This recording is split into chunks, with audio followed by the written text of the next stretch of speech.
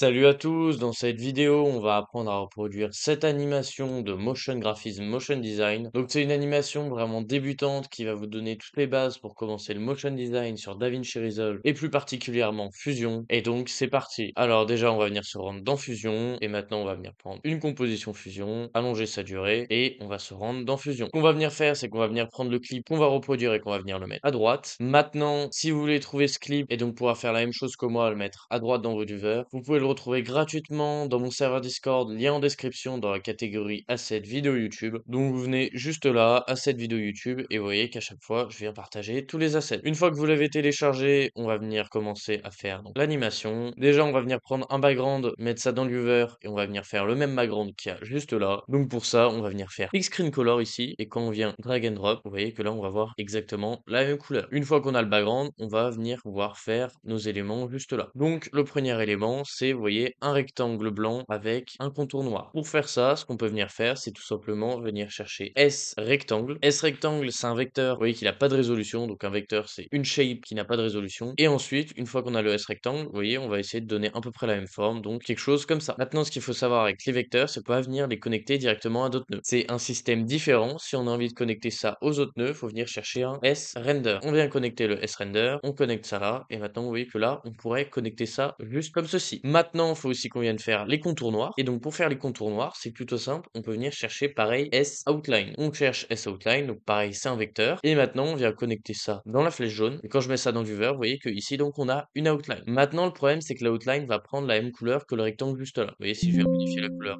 du rectangle, ça va modifier aussi la couleur de l'outline. Donc, pour faire en sorte qu'elle ait une couleur individuelle, à la suite de la S outline, on va venir chercher S change style, donc juste là, on ajoute, et maintenant on va venir connecter ça juste là en faisant une merge, et là dans S change style, on va venir donc choisir noir. On choisit noir, et maintenant là dans S outline, on va venir réduire l'épaisseur. On réduit l'épaisseur comme ceci, et donc là vous voyez maintenant c'est parfait, on a une outline, et quand on vient augmenter typiquement notre rectangle, vous voyez que cette outline, elle va suivre. Donc ça, c'est le meilleur moyen pour faire une outline, et une fois qu'on a notre cadre, on va venir faire notre texte juste là. Pour faire notre texte, on va juste prendre un texte, le connecter à la suite et venir écrire la même chose. Donc, how to go viral with TikTok organique. On écrit la même chose. Voilà, on va venir le mettre en noir. Et maintenant, comme police, moi, je vais venir chercher Balto. Je pense pas que ça soit la même, mais j'aime bien le style. Je vais prendre ça et je vais mettre typiquement en bold. Maintenant, je vais venir augmenter un petit peu la taille là et on va venir faire donc l'animation. Donc, vous voyez que l'animation là, c'est une animation en fait sur l'opacité avec Let's Palette. Pour ça, on va venir dans la machine à écrire. On va venir ensuite à la frame par exemple 60, remettre une keyframe là, revenir à 0, et là mettre ça à 0. Et là, vous voyez, quand je lance, on va voir la même animation. Maintenant, il y a une deuxième partie à l'animation. Il y a d'abord la machine à écrire, et ensuite, vous voyez que là, on a ça qui va venir monter. Pour venir monter ça, on va venir dans notre texte, dans transformation, dans disposition, et quand c'est à peu près à la moitié, donc ici, on va mettre une keyframe sur le centre XY,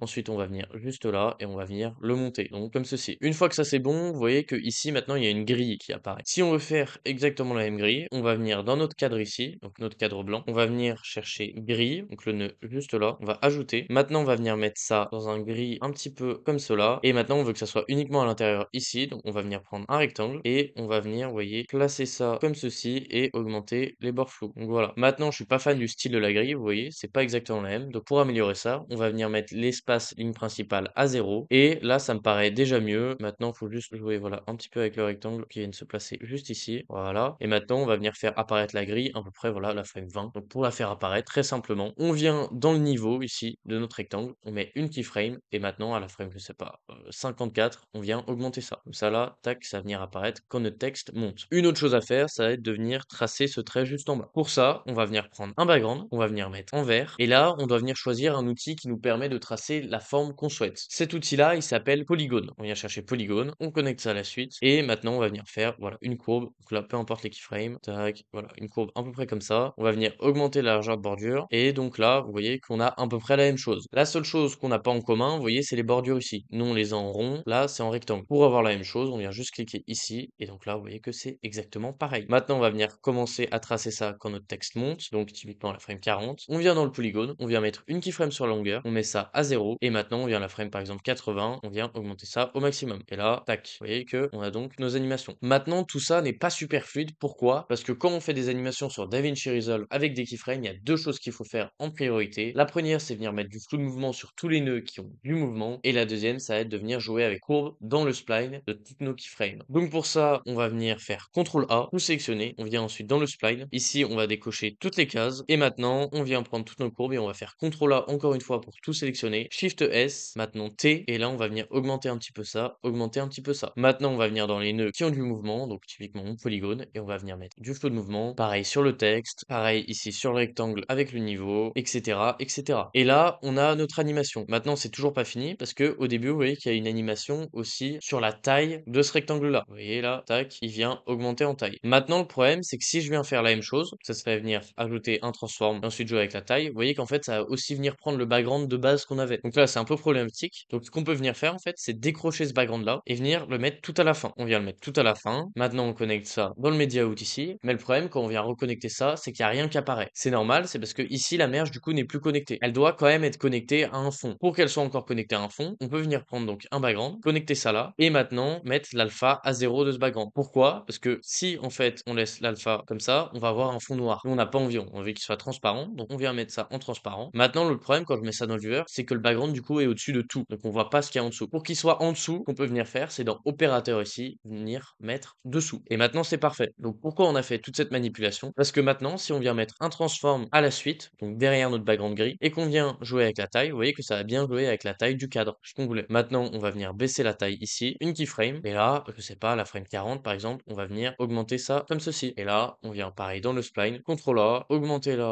là, et ajouter du tout de mouvement. Maintenant, on peut aussi venir ajouter un petit peu de glow, vous voyez, comme dans l'animation, sur notre polygone. Et donc là, on a vraiment votre première animation de motion design avec un niveau quand même assez débutant. Maintenant, si vous voulez apprendre à faire beaucoup plus de motion design et surtout du montage qui va vous permettre de monétiser cette compétence et de pouvoir travailler d'où vous voulez, quand vous voulez, le meilleur moyen, c'est de rejoindre le serveur Discord qui se trouve dans la description de la vidéo. À l'intérieur de ce serveur, vous trouverez une vidéo qui va vous expliquer comment fonctionne le serveur Discord, les différents abonnements et les retours de membres. C'est clairement le meilleur moyen aujourd'hui pour progresser sur DaVinci Resolve et d'acquérir un niveau suffisant pour pouvoir monétiser cette compétence. Cet abonnement, il est sans engagement, mais si vous n'êtes pas fan des abonnements, vous pouvez toujours vous rendre sur la page Ko-fi, lien en description, ou jouer en individuel des masterclass à des prix très attractifs, 2 euros, 3 euros, 5 euros. J'ai même créé un pack de 10 masterclass pour 10 euros. Maintenant, si vous voulez une expérience encore plus personnalisée, vous pouvez répondre au questionnaire dans la description. Vous y répondez, je vous contacte ensuite et on fait des coachings privés. Et maintenant, si vous avez aimé cette vidéo, n'hésitez pas à liker et vous abonner. À bientôt.